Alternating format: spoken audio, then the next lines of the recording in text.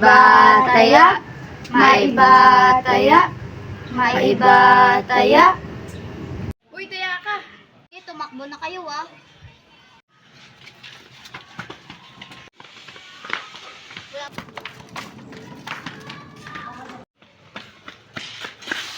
Aray!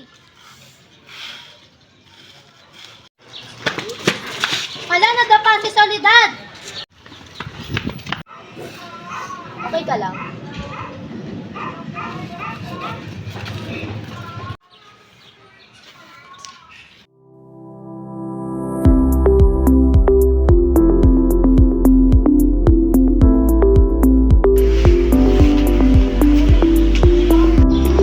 Kailangan natin ito.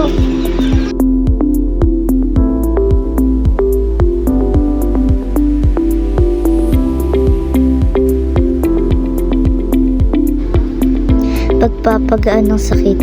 Ang ilang band-aid ay may tampok na makakapagbigay ng komporta at pagpapahinga sa sugat, lalo na sa mga lugar na madalas gumalaw tulad ng mga kasukasuan. Pagkontrol sa pagdurugo. Maaari itong magbigay ng banayad na presyon para tulungan na pigilan ang pagdurugo ng maliliit na sugat.